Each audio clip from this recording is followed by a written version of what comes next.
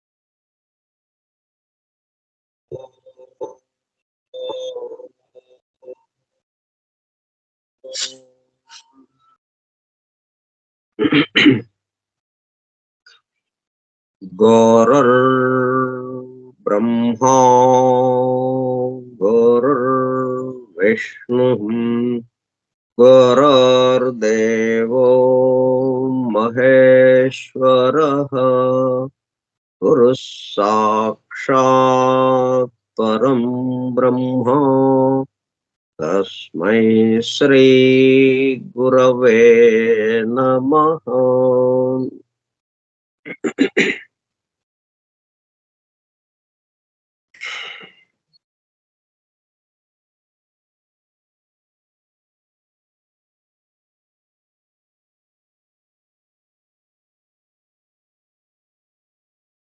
వాసుదేవ హల్లెలూయా.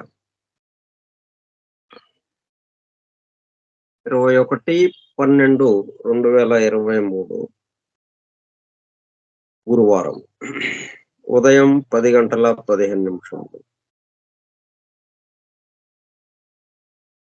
Jafri Hudson ద్వారా అందింపబడిన పరమాద్భుత దివ్య గ్రంథం the hidden wisdom in the holy Bible. నిగూఢముగా రహస్యముగా దాగి ఉన్న దైవమే పరిశుద్ధ బైబిల్ గ్రంథము. బైబిల్ రహస్య ప్రకాశము. టైప్ గ్రూప్ సోదర సత్యాన్వేషక బృందమునకు స్వాగతం.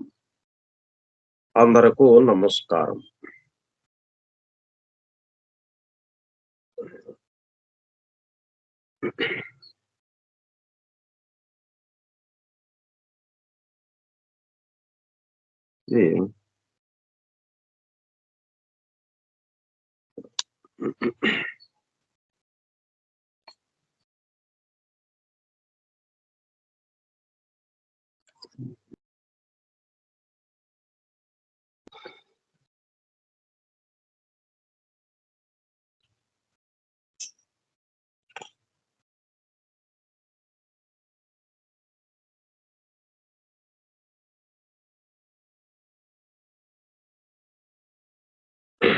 The genuine secrets of the mysteries then discovered consist less of exposition of facts, of intellectual concepts concerning life, than of direct living experience of the divinity and universality of life and its mode of manifestation. The greater mysteries లో నేర్పబడేది ఏమిటి? ఇక్కడ నేరుగా మనం ఆటలకి coaching తీసుకుంటాం. ఏదైనా tennis, cricket ఆటలు, ఏ ఆట అయినా కానీ దానికి ఒక కోచ్ ఉంటాడు నేర్పేవాడు. వాడు నోటి మాటలుగా ఏం చెప్పడు. నోటి మాటలుగా చెప్పేది ఉంటుంది తక్కువ. చేతలతోనే ఈ బొంతని ఇలాగొస్తే ఇలా కొట్టాలి, బ్యాట్ ఇలా పట్టుకోవాలి, ఆ వచ్చే బంతిని బట్టి బ్యాట్ ఈ పద్ధతిలో దీన్ని మళ్ళీ ఎదిరించి కొట్టాలి దాన్ని అని అట్లాగా చెప్తూనే చేయించడం. చెప్పడం తక్కువ, చేయించడం ఎక్కువగా ఉంటుంది. అదే పద్ధతి మిస్టరీస్ లో కూడా ఉపదేశాలు, బోధలు, ఉపదేశ దీక్షలు ఇవ్వడం, దాన్ని దాన్ని ఉచ్చరిస్తూ ఇంకా అలాగా దీక్షగా సాధన చేసుకోవడం ఇట్లాగా కాకుండా, మనం దేనికైతే చేస్తున్నామో ఇది ఆ అనుభూతికి సంబంధించి అంటే ఈ కుండలిని శక్తి సహస్రార చక్రాన్ని చేరటం. ఏ సాధనలో అయినా గాని ఏ పద్ధతిలో చేస్తున్నా అంతర్లీనంగా జరిగేది కార్యక్రమం ఇది. ఫైనల్‌గా ఎవ్వరికైనా ఏ సాధన చేస్తున్నా అట్లా జరిగినప్పుడు మాత్రమే మనకు దైవానుభూతిలోకి వెళ్తాం. ఆ ఏకత్వానుభూతిలోకి వెళ్తాం. లేకపోతే అవకాశం లేదు. కాకపోతే రకరకాలుగా పేర్లతో రకరకాల సాధనలు రకరకాలుగా చేయొచ్చు. ఇది ఏది ఎట్లా చేసినప్పటికీ చిట్ట చివరికి కుండలిని శక్తి కదలాలి మూలాధారం నుంచి. క్రమక్రమంగా పైకి ఎగవాలి. పైకి ఎగిసి పడుతూ ఆ శక్తి ప్రసరిస్తూ పైకి సహస్రారం దగ్గరికి చేరాలి. అది ఒక విభాగం. అక్కడితో అయిపోలేదది. సహస్రారం చేరిపోయింది. ఇక మాకు పూర్తయిపోయింది సాధన అని కాదు. మళ్ళీ ఆ పైనుంచి వచ్చింది. ఆ స్పిరిచ్యువల్ సన్ నుంచి ఏదైతే ఉందో ఆధ్యాత్మిక సూర్యుడు అంటే సౌర ప్రజ్ఞ. అంటే మనకి 3 ప్రజ్ఞలు ఉంటాయి. 3 తత్వాలు. సౌరతత్వము, చంద్రతత్వము, భూతత్వము. ప్రధానంగా ఈ సృష్టి మొత్తం గాని, అలాగే ప్రతి జీవి గూడా. ప్రతి జీవిలోనూ, మానవుల్లోనూ ఈ 3 తత్వాలు నెలకొనుంటాయి. ఈ 3 తత్వాల ద్వారానే ఈ మొత్తం పనిచేస్తూ ఉంటుంది. సౌరతత్వము ఈ విశ్వం మొత్తానికి వెలుగుని పంచేది. ప్రజ్ఞగా ఉండి.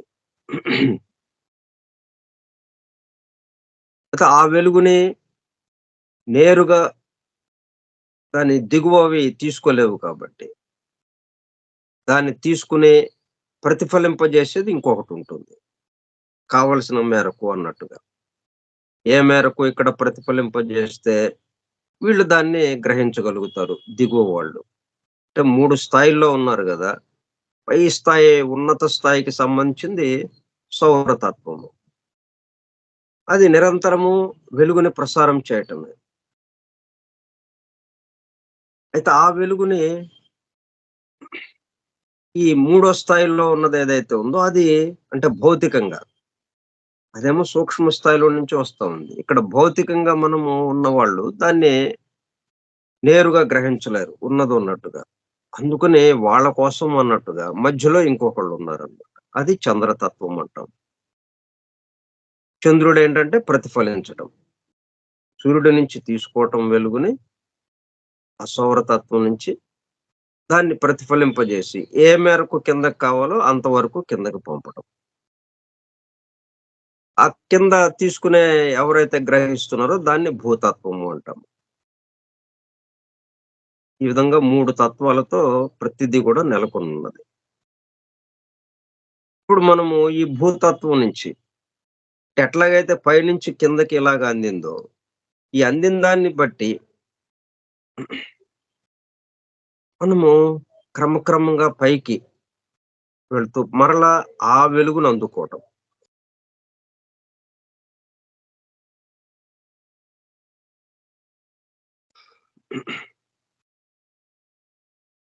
ఆ సౌర అంటే చంద్రుడి నుంచి ఇక ఆ సౌర తత్వంలోకి వెళ్ళిపోవటం. అదే సౌరతత్వం విశ్వంలోనే ఉంది. మనలో లేదా అంటే మనలో ఉన్నాయి. 3 తత్వాలు మనలో ఉన్నాయి. కాబట్టి మనలో ఉన్న ఆ సౌరతత్వం నుంచి, మనలో ఉన్న ఆ చంద్రతత్వం మీదుగా ప్రతిఫలించి, మనలో ఉన్న భూతత్వానికి ఆ కాంతిని, ఆ వెలుగుని ప్రసారం చేస్తూ ఉంది. ఇప్పుడు మనం ఈ మిస్టరీస్‌లో ఏంటి జరుగుతుంది? ఇక్కడ చేయించడం ద్వారా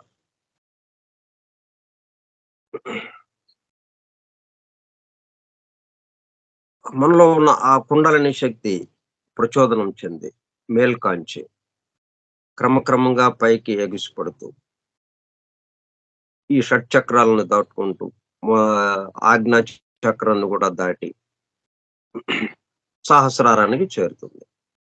సహస్రారానికి చేరేటప్పుడు కల్లా సహస్రారం దగ్గర నిరంతరము ఈ మొత్తం విశ్వానికి సంబంధించి ఆ సౌరశక్తి ఏదైతే ఉందో, ఆధ్యాత్మిక సూర్యుడి యొక్క శక్తి, ఆ సౌర ప్రజ్ఞ, అది దీనితో కలవటం. ఈ 2 కలిసేటప్పుడు కల్లా ఇక మనది ఏమవుతుంది, మొత్తం విశ్వవ్యాప్తం అయిపోయినట్టుగా అవుతుంది. విశ్వ ప్రజ్ఞగా, అంటే విశ్వాత్మగా, ఒక ఆత్మగా, ఏకాత్మగా అన్నమాట. సర్వాత్మగా మారిపోవటం అన్నట్టు అవుతుందన్నమాట.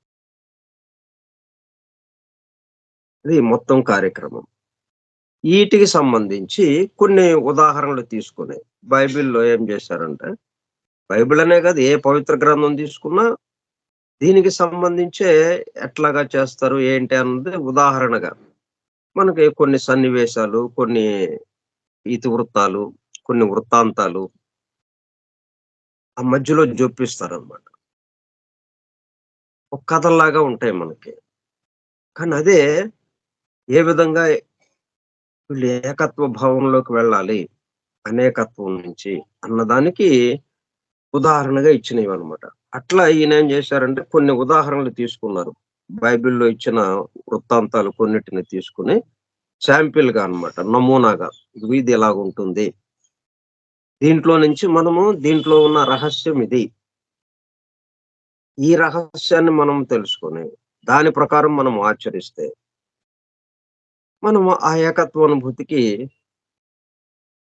మన యొక్క ఆ కుండలిని శక్తి సహస్రారానికి చేరి, అక్కడి నుంచి ఆధ్యాత్మిక సూర్యుడి యొక్క శక్తితో కలిసి,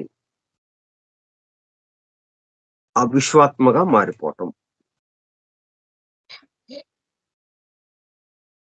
దానికి సంబంధించినవే ఈ వృత్తాంతం. యెహోషువ వృత్తాంతమైన, ఏలీయా వృత్తాంతమైన, ఇట్లా రకరకాలయి ఉన్నాయి వృత్తాంతాలు. వాళ్ళ కథల్లో అంతర్లీనంగా ఉన్నది విషయం ఏంటనమాట, దీనికి సంబంధించింది. ఏకత్వానుభూతికి వెళ్ళటం ఎలాగా? అనేకత్వం నుంచి ఏకత్వానికి. అట్లా కొన్ని కొన్ని ఉదాహరణలు, కొన్ని వృత్తాంతాలు తీసుకొని మనకు చెప్పుకుంటూ వస్తున్నారు. తర్వాత ఈరోజు ఇంకొక ఉదాహరణ గురించి చెప్పుకుందాం. ఇంకొక సంఘటన గురించి. అంటే మోజెస్ 10 కమాండ్‌మెంట్స్‌ని తీసుకొనొచ్చాడని మనకి ఒక వృత్తాంతం ఉంది. కొండ దగ్గరికి రాంగానే, కొండ శిఖరం మీద నుంచి ఆయనకి వెలుగుతో వ్రాయబడ్డటువంటి రాతి ఫ రాతి ఫలకం మీద ఒక 10 ఆజ్ఞలు.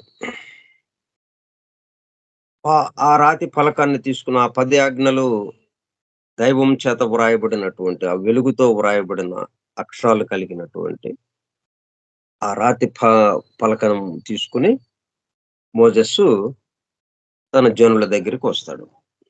వచ్చి ఇది దైవ శాసనము అన్నట్టుగా అందరికి చెప్పి, అందరిని ఆచరింపచేసేటట్టుగా ప్రయత్నం చేస్తాడు.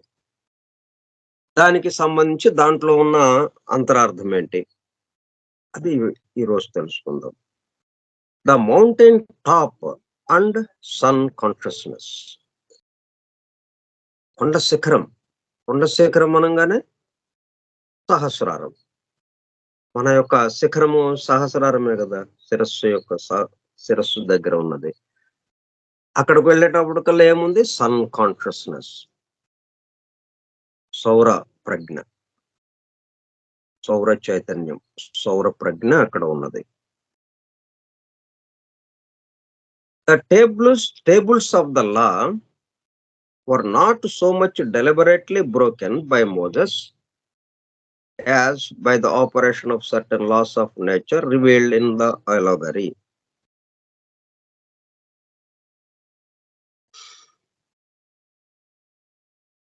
ప్రకృతి ధర్మాలకి సంబంధించి అంటే మనం ఎట్లాగా మన నడవడిక ఎలాగ ఉండాలి, మన జీవన విధానం ఎలాగ ఉండాలన్నదే ప్రధానంగా చెప్పారు.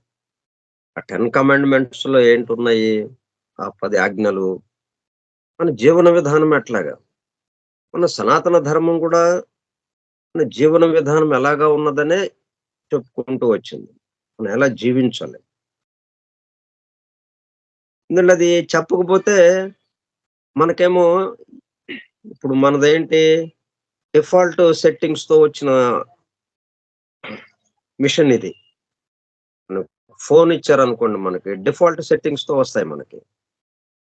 అవన్నీ మనం సెట్ చేసుకోవాలి మనకి వీలుగా, మనకు అనుకూలంగా, మనకి తగినట్టుగా.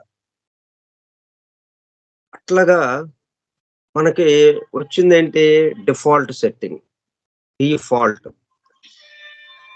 అంటే ప్రకృతి ధర్మాలకి అనుగుణముగా కాకుండా, ప్రకృతి ధర్మాలకి వ్యతిరేకముగా అన్నట్టుగా సరిచేయబడి ఈ యంత్రం మనకు అందింపబడింది. ఇక్కడ అది అందువల్ల మనకి తెలిసినంత ప్రకృతికి, ధర్మాలకి, ప్రకృతి నియమ నిబంధనలకి వ్యతిరేకమైనయే మనకు తెలుసు. ప్రకృతి ధర్మాలకి అనుగుణముగా, ప్రకృతి నియమ నిబంధనలకి అనుగుణముగా నడుచుకోవడం అనేది మనం నేర్చుకోవాలి. తెలియదు. మనకి తెలిసింది మాత్రం వ్యతిరేకం. అందువల్ల మనం నేర్చుకోవాల్సిన అవసరం ఏర్పడుతుంది. అందువల్ల భగవంతుడు కూడా మనకి ఈ వీటి గురించిన విషయాలు చెప్పాల్సిన అవసరం ఏర్పడి, ప్రత్యేకంగా 10 ఆజ్ఞలు అని చెప్పి ఆ రాతి ఫలకం మీద చెక్కి మోసెస్ చేతికి ఇచ్చి, నువ్వు తీసుకువెళ్ళి అందరికి చూపించు అని చెప్పి అన్నాడు. అంత కష్టపడాల్సి వస్తుందన్నమాట. నేను మనంతటికి మనకి తెలియదు అది. కానీ తెలియ చెప్పాల్సిన అవసరం ఏర్పడింది. అందువల్ల ఇన్ని పవిత్ర గ్రంథాలు, ఇన్ని బోధనలు, ఇన్ని ఉపదేశాలు, ఇంతమంది గురువులు ఇవన్నీ ఏర్పడ్డాయి. మరి సెట్టింగ్స్ మార్చుకోవాల్సిన అవసరం ఉంది. ఏంటి, the tables of the law were not so much deliberately broken. ఆయన కావాలనేమి దాన్ని అతిక్రమించలేదు. So much deliberately broken by Moses as by the operation of certain laws of nature revealed in the allegory. మోసెసు తను మాత్రం ప్రకృతి ధర్మాలకి అనుగుణంగానే, అంటే ఆయన దైవంతో ఏకత్వ భావనకు వచ్చినవాడు కాబట్టి ఆయనేమి అతిక్రమించటము అట్లాగా ఏమి చేయకుండా, కానీ ఆయన ద్వారా కొన్ని వృత్తాంతాల్లో అతిక్రమించినట్టుగా కొన్ని ఉన్నాయి. ఎందుకనంటే అది operation of certain laws of nature revealed in the allegory. అంటే దాన్ని ఆయన ద్వారా ఏదో జరగాల్సింది ఉంది, తద్వారా మిగతా వాళ్ళకి నేర్పాల్సిన విషయాలు ఏవో ఉన్నాయి, అందువల్ల అట్లాగా జరిగి ఉండొచ్చు. ఆయన మాత్రం అంటే ఆ 10 ఆజ్ఞలను తీసుకొచ్చిన వాడు. ప్రకృతి ధర్మాలకి సంబంధించి, మన జీవన విధానానికి సంబంధించి ఎట్లాగా జీవించాలి అన్న విషయాల్ని దైవం ద్వారా అందుకొని వాటిని తీసుకొచ్చిన వాడు ఆయన. అంటే ఆయన అతిక్రమించడం అనేది కావాలని, ఆలోచనాపూర్వకంగా అతిక్రమించడం అనేది డెలిబరేట్లీ బ్రోకెన్ అట్లాగా చేయడు. కాబట్టి ఆయన ద్వారా ఏదో జరిగింది అంటే అది ప్రణాళికలో భాగంగా జరిగి ఉండాలి. దాంట్లో ఉన్నటువంటి ఆ రహస్యార్థం ఏంటో చూద్దాం ఇప్పుడు. Only on the mountain top,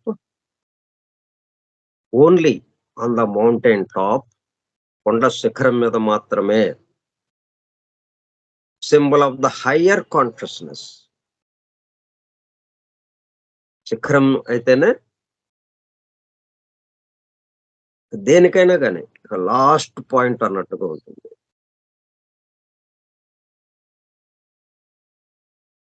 only on the mountain top, symbol of the higher consciousness. ఎందుకని మౌంటైన్ టాప్ అంటున్నాము? అక్కడి నుంచి చూసినప్పుడు మొత్తం కనిపిస్తుంది, చుట్టూ ఉన్నదంతా కనిపిస్తుంది. ఇంకా మన దృష్టిలో నుంచి తప్పించుకున్నది ఏది ఉండదు దాదాపుగా. అదే దిగువన నేల మీద ఉండేటప్పుడు కల్లా, కొండ దిగువ భాగాన నేలపైన ఉన్నప్పుడు కొంత మేరకే కనిపిస్తుంది, మొత్తాన్ని చూడలేం మనం. ఈ కొండే అడ్డం వస్తుంటుంది. మళ్ళీ ఈ కొండే శిఖరం మీదకి వెళ్ళేటప్పుడు కల్లా మొత్తాన్ని చూపించింది, చూడండి మనకి ఎంత తమాషానో.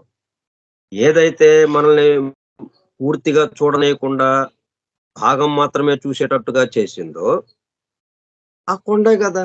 ఆ పర్వతం, ఆ కొండ పెద్ద కొండ మనం పూర్తిగా చూడలేకపోయాం. అదే అడ్డుగా నిలబడింది. దాని చుట్టూ తిరుగుతున్నాం. నేల మీద దాని చుట్టూ తిరిగాం. ఇక్కడి నుంచి అక్కడ చూద్దామండి, అక్కడి నుంచి ఇటు చూద్దామండి. ఎక్కడ చూసినా గాని సగం సగం, పావు వంతు, కొద్ది కొద్దిగా. మొత్తంగా కలిపి ఒక్కసారిగా దృశ్యంగా చూడలేకపోయాం మనం. కారణం ఆ కొండే.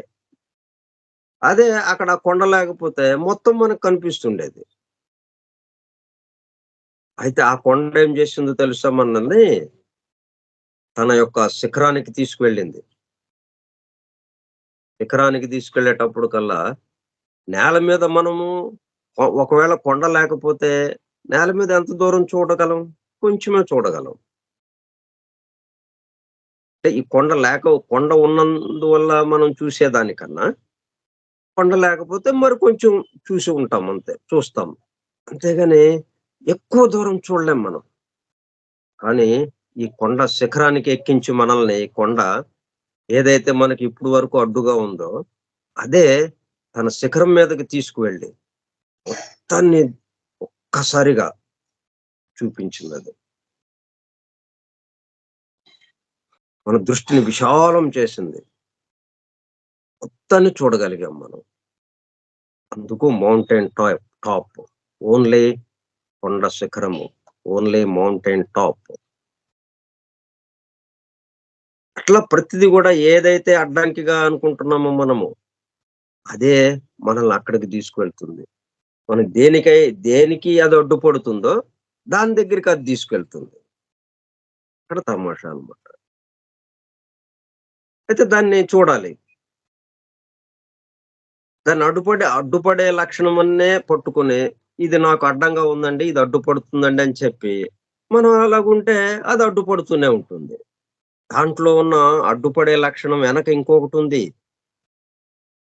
ఆ అడ్డుపడే లక్షణం నుంచే అది కాకుండా మనల్ని దేనికి అడ్డుపడేటట్టుగా చేస్తుందో, ఆ అడ్డుపడే దాని దగ్గర నుంచే మనం దేనికి చేరాలో అక్కడికి చేరుస్తుందది.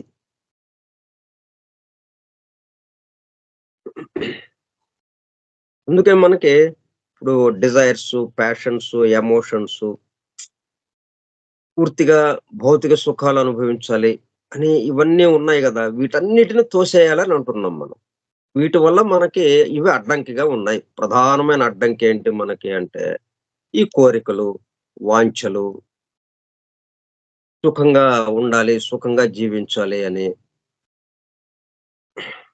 ఇట్లా భౌతిక సుఖాల పట్ల వెంపర్లాడడం, రుచుల పట్ల వెంపర్లాడడం. దాంతో ఇవేమవుతుంది, మనము ఆ దైవాన్ని అన్వేషించటంలో, ఆ దైవ భావనకేసి వెళ్ళడంలో ఇది ప్రధాన అడ్డంకిగా ఉందనేది మనం ఇప్పుడు కంప్లెయింట్ చేస్తుంది. మనం ఆరోపిస్తున్నాం దాన్ని. కానీ జాగ్రత్తగా గమనిస్తే ఇవే అంటే ఈ కోరిక, ఈ వాంఛ, ఈ సుఖంగా ఉండాలి అనేది ఏదైతే ఉందో, ఇట్లా ఈ లక్షణాలు ఏవైతే మనము మొత్తం ఒక లిస్టు పెట్టుకొని, ఇవన్నీ మాకు అడ్డంకిగా ఉన్నాయండి అన్న దాన్ని మనం ఏం చేయాలంటే, ఈ లిస్టుతోనే దేనికి మార్చాలి దాన్ని? ఈ భౌతికతకి నుంచి ఈ మొత్తానికి ఆధారమైన వాడికి మార్చాలి. మరి ఈ భౌతికత గురించి ఆరాటపడుతున్నాం గదా మనం. అదేమో ఆ వాంఛలున్నాయి, కోరికలున్నాయి. అవి తీర్చుకుందామంటే, సరే కష్టపడి తీర్చుకుంటాం. మళ్ళా అక్కడికి అది పూర్తయిపోయింది. మళ్ళీ వస్తూనే ఉంది. మళ్ళీ ఆ కోరిక వస్తుంది. అది తీర్చుకోవాలనే అనిపిస్తూ ఉంటుంది. దానికి అంతం లేకుండా ఉంది. అట్లా కాకుండా శాశ్వతంగా ఉండేదేదో అది అది చూద్దాము. మనకి సుఖం కావాలి గదా! అయితే ఆ సుఖము కొద్దిసేపు కాకుండా ఇప్పుడు మనకొస్తున్న సుఖమేంటి? కొద్దిసేపే. కొద్దిసేపుండి మళ్ళీ కనుమరుగైపోతుంది. మళ్ళీ దాని కోసం ప్రయత్నం చేయడం. మళ్ళీ కొద్దిసేపు సుఖంగా ఉండడం. ఇట్లా జరుగుతుంది గదా! మరి మనకు కావాల్సిందేంటి? ఎప్పుడు సుఖంగా ఉండాలని గదా! అదిగో ఆ శాశ్వత సుఖం కోసం ప్రయత్నం. అది. ఇప్పుడు ఎట్లాగైతే కొద్ది సుఖం కోసం మనం ప్రయత్నం చేశాం గదా! అదే ప్రయత్నాన్ని శాశ్వత సుఖం కోసం పెట్టేద్దాం. ప్రతిక్షేపించడం అన్నమాట. దీని స్థానంలో దాన్ని ప్రతిక్షేపించడం. దాన్నే మనం ఏమంటున్నాము? Genuine secrets, substituted secrets. ఎందుకని సబ్‌స్టిట్యూటెడ్ సీక్రెట్స్ వచ్చినాయి? ఆ జెన్యూన్ సీక్రెట్స్‌కి సంబంధించింది మనకి untimely death of our master.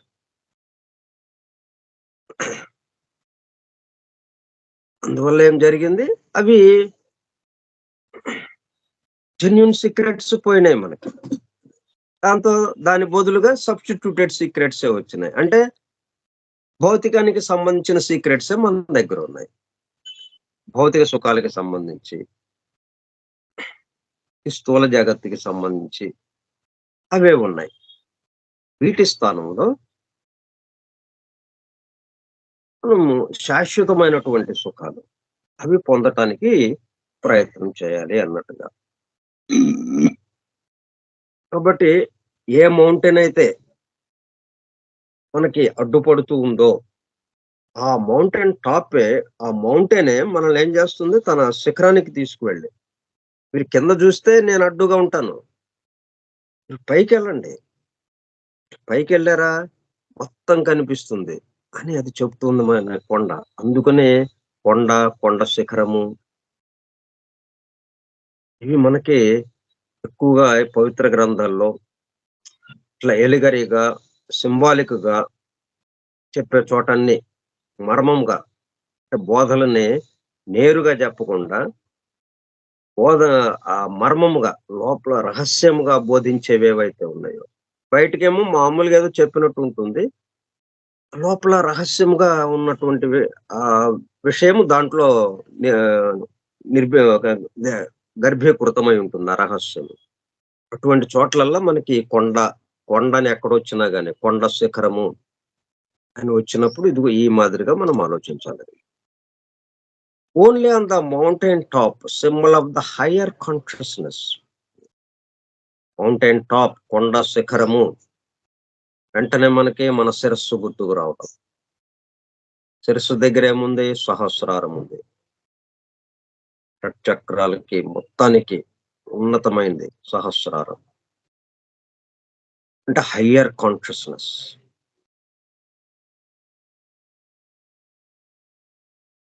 ఊర్ధ్వ ప్రజ్ఞ, ఉన్నత ప్రజ్ఞ. Higher consciousness of spiritual exaltation. ఇటు ఆధ్యాత్మికంగా చూసేటప్పటికల్లా మనం అంతకుముందు ఎక్కడున్నాం? కొండ కిందున్నాం. నేల మీదున్నాం. ఆ నేల మీద ఉన్న వాళ్ళం కాస్త ఎగ్జాల్టేషన్ పైకి ఎత్తబడ్డామనమాట. ఉన్నత స్థితికి వెళ్ళిపోయాం. Spiritual exaltation. ఉన్నత స్థితికి తీసుకెళ్ళి కూర్చోబెట్టినట్టయింది. దిగువ స్థాయి నుంచి ఉన్నత స్థాయికి. ఆధ్యాత్మికంగా అది.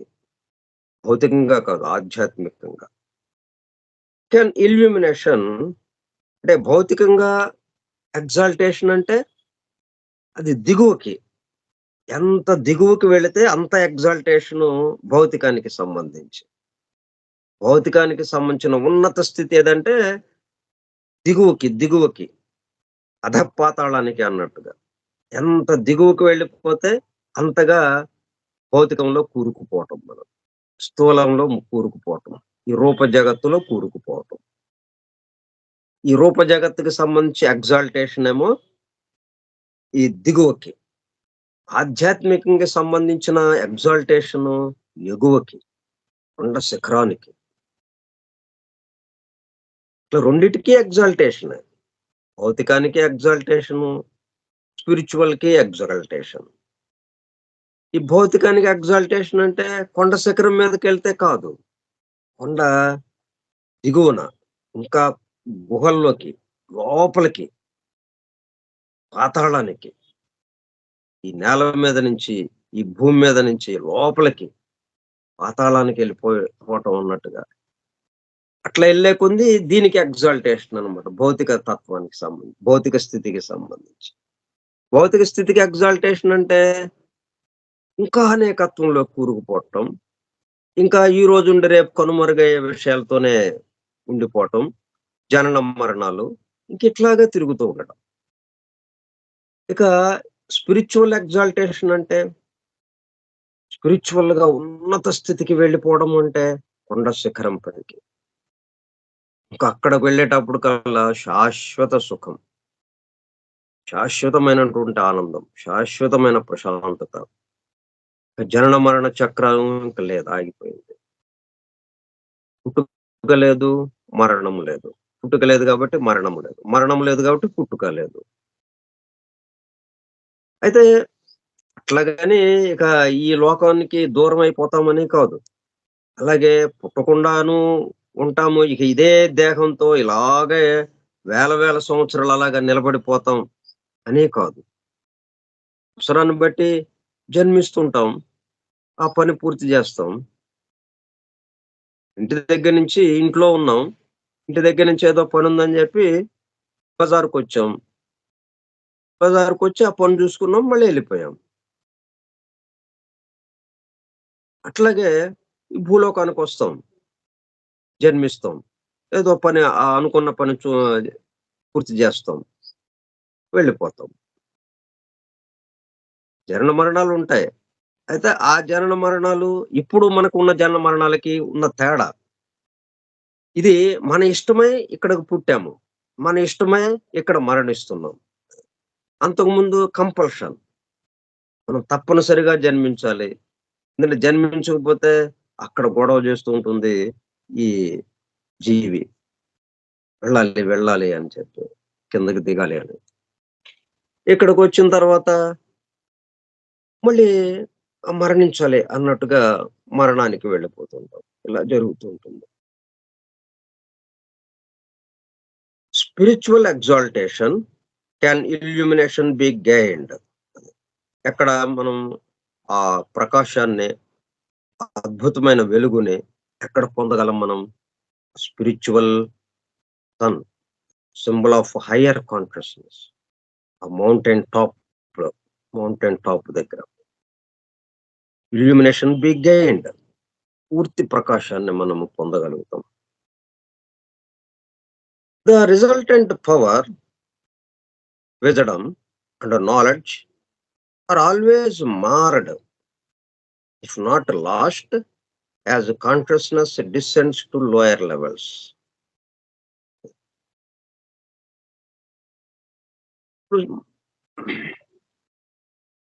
The resultant power,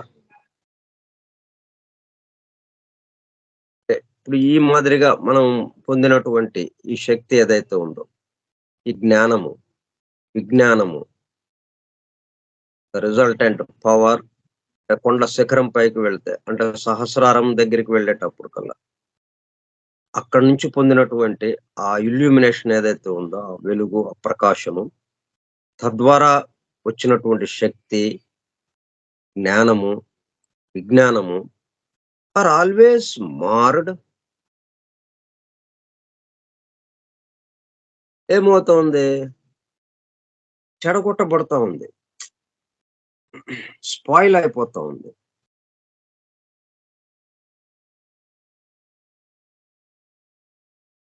మార్డ్ if not lost as consciousness descends to lower levels.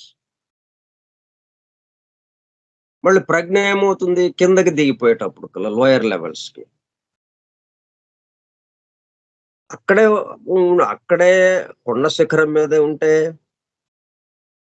ఆ స్థితిలోనే ఉంటాం మనం. కానీ కొండ శిఖరం మీద ఉండకుండా మరలా కిందకి దిగేటప్పుడు కల్లా అప్పుడేమవుతుంది? ఈ పవర్ గాని, విజడమ్ గాని, నాలెడ్జ్ గాని, ఈ శక్తి, జ్ఞానము, విజ్ఞానము అన్నీ గూడా మారడు. అంటే మనం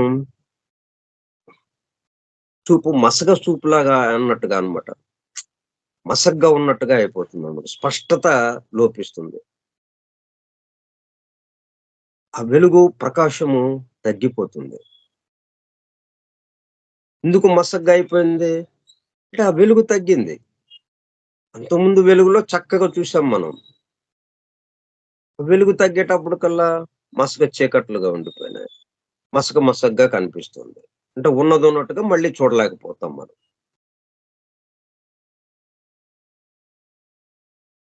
డిసెండ్స్ టు లోయర్ లెవెల్స్. అంటే ఇట్లా కొండ శిఖరం మీద ఉన్నప్పుడు జరిగే పద్ధతి, కొండ దిగువకు వచ్చినప్పుడు ఏం జరుగుతుందో అవి కథలుగా మనకిక్కడిచ్చారు. వాటికి సంకేతంగా ఈ విధంగా ఉంటుంది అని దానికి అనుగుణంగా కొన్ని వృత్తాంతాలు మనకు అందివ్వబడ్డాయన్నమాట. According to the biblical allegory, the tables of the law are broken. ఇప్పుడు దిగువకు వచ్చేటప్పటికల్లా మారుడంటే ఏమిటి? ఆ లాస్ ఏవైతే ఉన్నాయో, ఆ ధర్మాలు, ప్రకృతి ధర్మాలు, ప్రకృతి నియమ నిబంధనలు, మన 10 ఆజ్ఞలు ఉన్నాయి గదా! 10 కమాండ్‌మెంట్స్. అవి అతిక్రమించితే, ఏదైనా గాని అతిక్రమిస్తే ట్రెస్పాసర్స్ విల్ బి ప్రాసిక్యూటెడ్. మనకి ఉంది గదా! ఒకటి స్లోగను. అతిక్రమించువారు శిక్షింపబడతారు.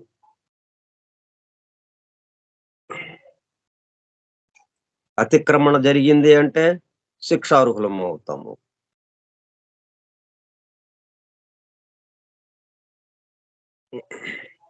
ఇందులో అట్లా కే మనకి అతిక్రమణ ఎక్కడ జరుగుతుంది? Descends to lower levels. దిగువకి వచ్చేటప్పటికల్లా. దిగువకొచ్చేటప్పటికల్లా మనకి చూపు తగ్గుతూ ఉంది. కొంత భాగం మాత్రమే చూడగలుగుతున్నాం. కొండ శిఖరం మీద ఉండే కొంది, కొండ శిఖరానికి వెళ్ళే కొలది చూపు విశాలమవుతోంది. మొత్తం చూడగలుగుతున్నాం. అది ఇక్కడ. ఇప్పుడు మనం ఇది వాస్తవంగా మనకి జరుగుతున్నది. మామూలుగా జరుగుతున్నది సాధారణంగా. ఇప్పుడు దీన్ని ఒక్కసారి గనక మనము కొండ శిఖరాన్ని దర్శించి, కొండ శిఖరాన్ని వెళ్ళి, అక్కడ మొత్తాన్ని ఒక్కసారిగా మనము ఆ అనుభూతి చెంది, సమస్తాన్ని దర్శించి, ఏకత్వానుభూతి పొందిన తర్వాత, దాని యొక్క ఎరుకతో మనము కిందకి దిగాలి. ఇక మళ్ళీ కిందకి దిగిన తర్వాత, మళ్ళీ కిందది కిందదే, పైది పైదిదే అని ఒకదానికొకటి సంబంధం లేకుండా అన్నట్టు కాకుండా, ఇక్కడ అది జాగ్రత్త తీసుకోవటం అన్నమాట. ఎందుకంటే ఎప్పుడైనా గాని కిందకి దిగాము అంటే తగ్గిపోతుంది. చూపు విశాలము తగ్గిపోతుంది. కొంత భాగాన్ని మాత్రమే చూడగలుగుతుంటాం. దాంతో మళ్ళీ లిమిటేషన్ అయిపోతుంది. మళ్ళీ పరిమితత్వంలోకొచ్చేస్తాం. శిఖరంలో ఉండేటప్పటికల్లా అపరిమితత్వంలోకి ఉన్నాం. కిందకి దిగేటప్పటికి పరిమితత్వానికొచ్చేసాం. ఈ పరిమితత్వంలో ఆ అపరిమితత్వాన్ని, ఆ అనుభూతితోనే మనం కిందకి దిగాలి. మనం ఇక కిందకి దిగామన్నది లేదింకా. ఇప్పుడు మనము డిసెండ్స్ టు లోయర్ లెవెల్స్ అన్నది పోవాలింకా. డిసెండ్ లేదు, ఎసెండ్ లేదు. మొత్తం ఆయనతో నిండిపోయింది. ఆ వెలుగుతో నిండిపోయినప్పుడు ఇంకా కొండ శిఖరము లేదు మనకి, కొండ దిగువ లేదు. కొండ దిగువనున్న అదే, కొండ శిఖరంలో ఉన్న అదే. ఎక్కడ చూసినా అదే. మొత్తం అదే వెలుగు, అదే వెలుగు. ఇల్యూమినేషన్. ఆ ప్రకాశం, అదే ప్రకాశము. దాంతో ఇంక మనకి ఇక చూపు కుదించుకుపోవటం, మసక చీకటిలోకి రావడం, మళ్ళా పైకి వెళ్ళినప్పుడేమో విశాలం అవ్వడము, ఇట్లాగే తేడాలుండవింక. అది మనం చేయాలిక్కడ. అందుకని మనం కిందకి దిగేటప్పుడు పైకి జేరిన తర్వాత ఈయన ఏం మోజెసు కొండ శిఖరం పైకి వెళ్ళాడు. ఆయన నుంచి దైవాజ్ఞలని 10 ఆజ్ఞలను స్వీకరించాడాయన.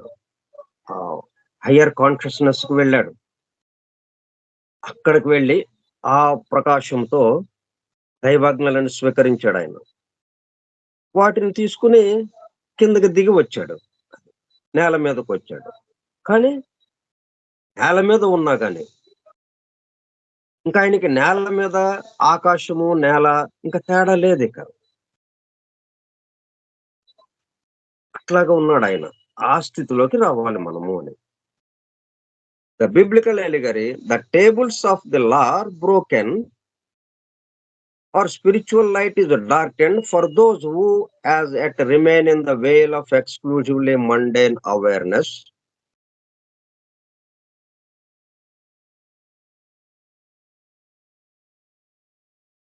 రెండు కొండల నడుమలో, వేల్ అంటే లోయ, లోయలోకి వచ్చాం అనుకోండి, రెండు కొండల నడుమ ప్రవహించే ప్రాంతం, చాలా దిగువ ప్రాంతం అది. ఇంకా కొంచెమే కనిపిస్తుంటుంది మనకు అది. ఇక అక్కడ ఆ పరిమితమైనటువంటి విషయాలతోనే, వాటితో ఆ భౌతిక సుఖాలకి సంబంధించి, భౌతిక విషయాలకి సంబంధించిన వాంఛలతోనే, కోరికలతోనే మనం అట్లాగా ఆగిపోతాం అక్కడ. దానివల్ల ఏమవుతుంది? ఇప్పుడు వాటిని తీర్చుకోవచ్చు. కానీ ఎట్లా తీర్చుకోవాలి? మొత్తాన్ని నడుపుతున్నటువంటి ధర్మం ఒకటి ఉన్నది. ధర్మాలు, ప్రకృతి ధర్మాలు కొన్ని ఉన్నాయి. ఆ ప్రకృతి ధర్మాలకు అనుగుణంగా మీరు అట్లా చేసుకోండి. ఓకే. కానీ అట్లాగా చేయటానికి రాదు మనకు ఆలోచన. దాన్ని ట్రెస్పాస్ చేయటానికే, దాన్ని అతిక్రమించడానికే మనకి ఆలోచన వస్తుంటుంది. ఎందుకని? అతిక్రమించకపోతే మనం మరలా ఆ దైవానుభూతిలోకి వెళ్ళటానికి ముందుకు వెళ్ళలేం. దైవానుభూతిలోకి వెళ్ళాలి అంటే మనకి ఇది ఫ్యూయల్‌గా పనికొస్తుందనమాట. ఈ అతిక్రమణ అనేది. అతిక్రమణ ద్వారా శిక్ష. ఆ శిక్ష ద్వారా మనలో ఆలోచన కలగటం. ఇంక ఇట్లాగా చేసాము, ఇది చేయకుండా ఉండాలన్నమాట అన్నట్టుగా ఒక ఆలోచన మనలో కదులుతూ ఉంటుంది. అంటే సెట్టింగ్స్, డిఫాల్ట్ సెట్టింగ్స్, ఆ డిఫాల్ట్ నుంచి మనకు కావాల్సిన విధంగా, అంటే ప్రకృతి ధర్మాలకు అనుగుణంగా దాన్ని సెట్టింగ్ చేసుకోవడం ప్రారంభమవుతుందండి. అప్పుడు దానికి తగిన విధంగా మనకు ఆలోచనలు వస్తుంటాయి. అప్పుడు ఆ దైవానుభూతిలోకి ప్రవేశిస్తాము. According to the biblical allegory, the tables of the law are broken. ఎప్పుడైతే ఆ రాతి ఫలకం మీద ఇచ్చినటువంటి 10 కమాండ్‌మెంట్స్ ఏవైతే ఉన్నాయో, ఆ 10 కమాండ్‌మెంట్స్ అంటే ప్రకృతి ధర్మాలకి, ప్రకృతి నియమ నిబంధనలకి చక్కగా అనుగుణంగా మీ జీవితాన్ని ఈ పద్ధతిలో నడుచుకోండి అని చెప్పిన విషయాలవి. అవి ఎప్పుడైతే మనము అతిక్రమించామో, our spiritual light is darkened for those who as yet remain in the veil of exclusively mundane awareness. ఎవరికి ఇలాగ జరుగుతుంది? పూర్తిగా భౌతిక స్థాయిలో ఉన్న వాళ్ళకి, అంతవరకే ఆ అవగాహనతోనే ఉన్న వాళ్ళకి, లౌకిక ప్రపంచం వరకే మొత్తం ఇదే నిజమైన ప్రపంచము అని. ఎందుకంటే మనకిక్కడ 2 ఉన్నాయి. లౌకిక ప్రపంచము, ఆధ్యాత్మిక ప్రపంచము. అంటే ఉన్నది ఒకటే, కానీ మనము ఇక్కడ స్థితి భేదం చేత 2 ఉన్నట్టు ఉంటుంది. నీరుగా ఉన్నప్పుడేమో ఒకటిగానే ఉంటుంది. మంచు గడ్డగా అనేటప్పటికల్లా అనేకం వచ్చేస్తాయి. స్థితి భేదం చేత మనకి అది తప్పనిసరి అవుతుంది. అట్లాగా మనకి భౌతిక విషయాలకి సంబంధించి ఒకటి, లౌకిక విషయాలకి సంబంధించి, ఆధ్యాత్మిక విషయాలకి సంబంధించి, అంటే ఇహలోకము, పరలోకము. ఇహము, పరము అనే 2 మాటలు మనకున్నాయి. ఈ ఇహలోకము అని, ఈ లౌకిక ప్రపంచం అని, ఈ భౌతిక ప్రపంచం అని ఏదైతే చెప్తున్నామో ఇవన్నీ ఏంటనమాట? Substituted secrets. ఇంకా పరలోకము, ఆధ్యాత్మిక లోకం, దైవలోకం అవి చెప్పినప్పుడు జెన్యూన్ సీక్రెట్స్. ఇప్పుడు ఇక్కడ మనం ఇవన్నీ చేస్తున్నామంటే అర్థం ఏంటి? దానికి బదులుగా, దైవము అన్న దానికి బదులుగా మనం ఏం చేస్తున్నాం? దాన్ని పరిమితం చేసుకొని ఇంకొకటేదో చెప్తున్నాం ఇక్కడ. అంతే తప్పితే దైవమే చెప్తున్నాం ఇక్కడ. ఉన్నది దైవమే కాబట్టి దైవమే. దైవం అనకుండా దానికి బదులుగా ఇంకొక మాట వాడుతున్నాం. భౌతికము అని వాడుతున్నాం. భౌతికము అనేటప్పుడు కల్లా అది ఈ రోజు ఉండి రేపు కనుమరుగైపోతుంది.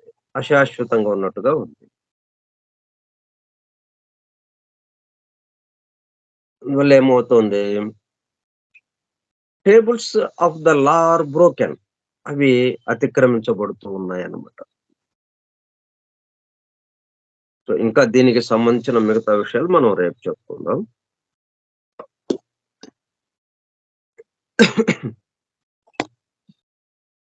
ఇది మనం దృశ్యమానంగా, మనం కొండ శిఖరము అనంగానే ఒక పెద్ద కొండను ఊహించుకొని దాని శిఖరము. దాంతో పాటు మన దేహాన్ని గూడా ఊహించుకొని, మనల్ని గూడా ఊహించుకొని మన శిరస్సు. ఈ శిరస్సు ఆ కొండ శిఖరము. అట్లాగా ఊహించుకుంటూ.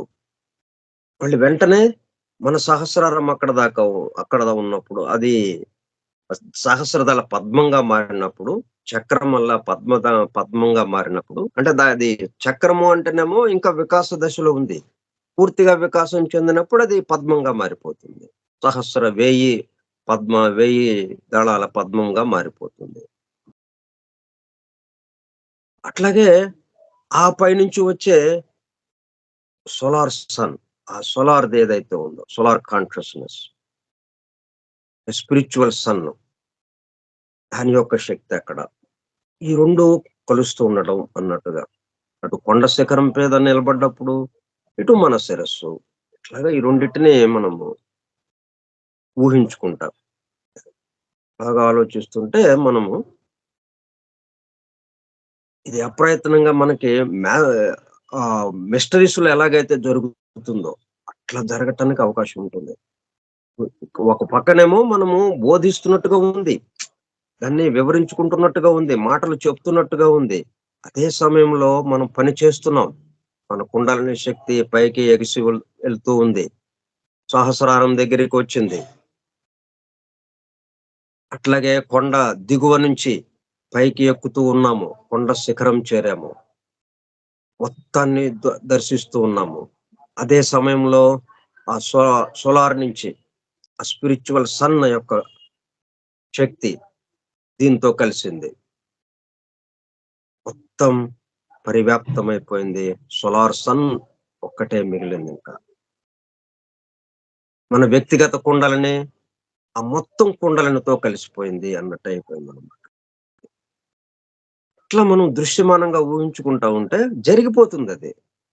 ఆ అనుభూతిలోకెళ్ళిపోతాం మనం. మిస్టరీస్‌లో అదే జరిగేది. అది ఇక్కడ వాస్తవంగా మనము ఈ చెప్పుకోవటంతో కూడా అదే అయిపోతుంది.